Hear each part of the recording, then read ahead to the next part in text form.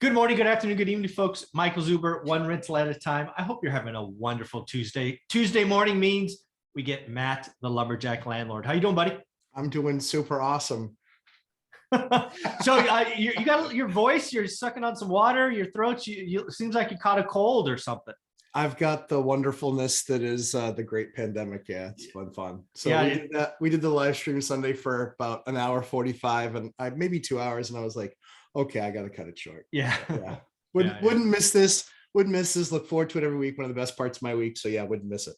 Oh, I appreciate that. And again, the whole family got it.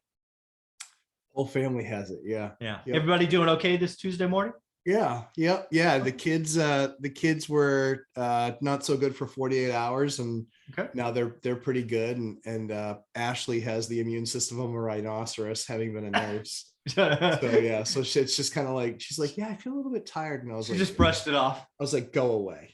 Go away.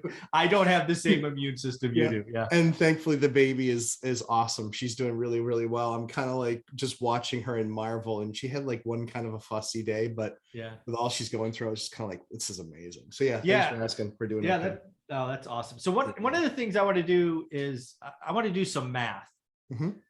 And yeah, I want to do some math. It's only math, or it's just math. And I want to use it to use affordability. And I want to use something called a front end ratio that Matt, the mortgage guy, has brought us, and all of this stuff. So let me just bring up this spreadsheet and we will start talking about it. It's actually a spreadsheet inside the 50-year spreadsheet, which is free in my course, both the free and the paid. What I'm going to do over here is I'm just going to use this part of the chart that starts with home ownership rate, because it's math that already works.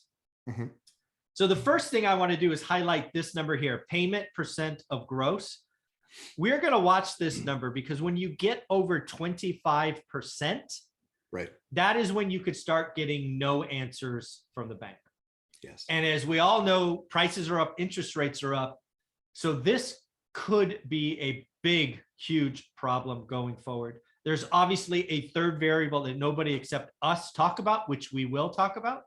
But yeah, let's get into this because I think it's going to be pretty eye-opening. You ready? I'm ready. All right. So the first thing we are going to do is obviously we're going to change this 2.63 because this was very much a July 2021 interest rate. The interest rate that I saw last Friday and I got from Matt was 4.07. Yep. This is owner-occ. Can we talk about that 263 for a second? Yep. We told you so. Yeah, exactly. We told you all to go get your cheap money. We told you so. We told you so. We told you so. We told you so. If you listened and weren't watching the stupid crisis videos and you refied or you bought, is the price of the house that you bought higher or lower now than it was in July? Yeah. Price is higher of the house. Yeah. Can you touch the rate? 1.5, Mike. Yeah. 1.5. Yeah. 263 to 407 is 1.5. Yes. 1.5. So all I'm saying is that if you were watching and you were listening and you took action, you are singing a sweet song. Yeah. You are like, these guys know what they're talking about. They actually do this business. It's pretty amazing. So we're actually think about that. 263, Mike. Yeah. I wish I had more of that. Yeah, no kidding. We're gonna just I'm waiting for my bank to try and wiggle out of the 4.0 30-year fixed rate that I got on those 9 refis. Yeah, I bet. Because now that's 4.5. It's a 0.5 point higher. Yeah. So one. All right, we're gonna change this up because I think it's important. Oh, good. I just want people to see. And actually, I don't even know. When I do this with you, I have no idea how this is going to turn out. So that makes 2 of us. Yeah. All right. So this is going to be 7,900, and this is going to be equals this times 1. Okay. So there we go. All right. So the first thing we did is we simply adjusted the interest rate, and wouldn't you know, a 1.5% jump in the interest rate really hurts the payment percent of growth. You get really close to 25%. You are not quite there yet, but you do get pretty close to that. So first thing I want to do is, how much do you think prices are up since July? What, 10% maybe? Yeah, I'd say that. All right, so Yeah. let's take this times 1.1. I know that they're up. Oh, there we go. I know since December that Mhm. they're up about 5%. Yeah, so we'll say 10%. So here we go, folks. Since July, interest rates up 1.5. We'll just, in our lovely math equation, adjust prices 10%. You are starting to get no answers. Not everybody, right? They will basically dig deeper, but now we have a problem. But as you know, we also have wage inflation, correct? Right. Right. So earlier we talked about home prices going up 10%. Let's just say wages are up, I don't know, want to say 3% since January, maybe? I mean, I would think Or at July, least sorry. I would think at least that, I mean, most people get their raises right after the first of the year, right? Yeah, So I I would would think it's up markedly higher, Okay, so only say, because, I mean, I don't know. 5, 7, I mean, Yeah, let's say 5, because Yeah. I want to try to be conservative. So again, folks, all we did was price and interest rates. This is what all the channels out there are screaming, but they forget about inflation in wages. We're going to assume only 5%. And you can do whatever you want. The spreadsheet is there, go nuts. Let's see if this gets us under 26%. I have no idea. Or under 25. Look at that. You're under Yeah. 20. You're close. there. Yeah, It's, barely. it's, yeah.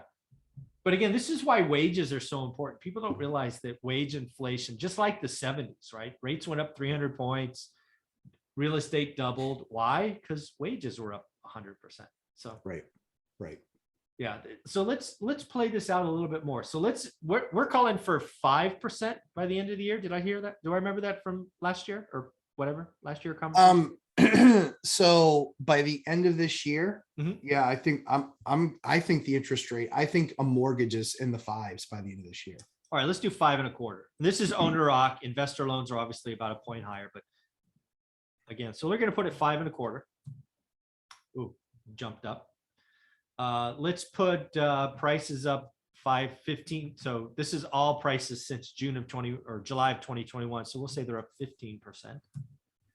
So now we have prices for the average home at 417. We have a 5.25 interest rate. We definitely are starting to get no answers. But lo and behold, where do wages have to go? Because that's this whole question. Can wages be up? So that's a year and a half. So let's say wages are up 10%. I don't think we're going to get there, but let's see. All right, we're still getting no answers. Let's say 15%. Still no answers. So definitely going to see housing prices slow down. No way they're going up 20%. Ah, you're still getting no answers. Okay. Yeah. All right, so interest rate definitely has a problem. Let's just start playing with this because I actually don't have any idea how this is going to happen. So let's say if it's 5%. Oh, still a no answer. This is why I'm calling for the great housing slowdown. Yeah. There we go. Yeah. I think, I mean, we're finally starting to see some inventory. It's still absurdly overpriced. Right.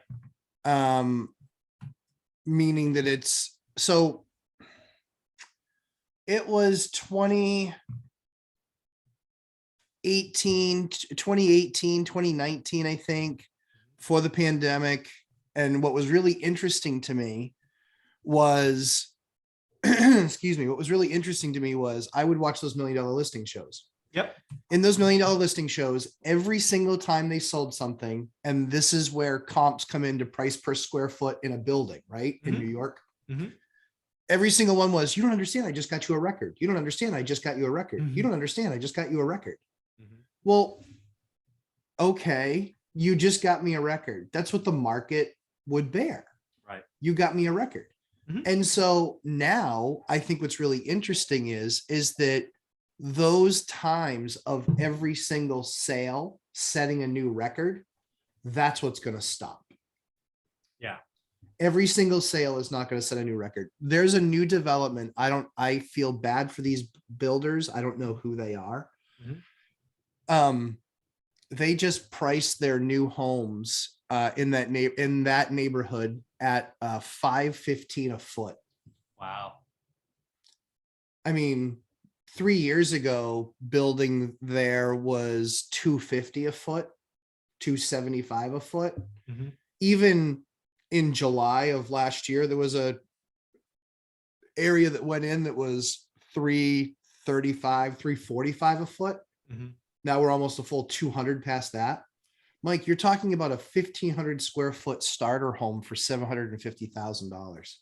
Yeah, the thing I want to say about builders, because again, I think builders, as your example, Mhm. are starting to build for tomorrow's price, and they're not going to get it right. I think there's a recession coming. I think higher rates are going to dent consumer demand. Mhm. And the thing to remember about builders is they will cut and run much faster. They will, they'll take a price drop, right? I remember a couple of people reaching out saying, "Oh my God, my builder gave me a 5% discount. Real estate's going to crash." No, your builder's trying to button up his community so he can move on to the next one. He's already made his profit. The other issue too, though, is that what I think is the most scary is that I've talked to some other builders and they've said, normally they're 4 to 6 months and they're hitting 9 and 10 months on some tons Yeah. of dead days Dead and days. Yeah. windows and appliance packages. And I mean, it's not good. Yeah. I hear garage doors, windows, and cabinets. And they're going to start building slower, not to mention labor and lumber and all of these things. Just like cars are being manufactured at lower numbers, housing is going to come too. So yeah, cabinets for me are usually 10 to 14 days. Mhm. And right now we're pushing between 25 and 33. Yeah. So double. Yeah. It's a rough time to do that stuff. So yeah, I guess just to round this video up is, again, rising rates are going to cause a housing slowdown. That's what they're supposed to do, folks. All right, if we get rates up to 5%, it will stop transaction. This is something that I've been very clear about. I don't think 4% is enough.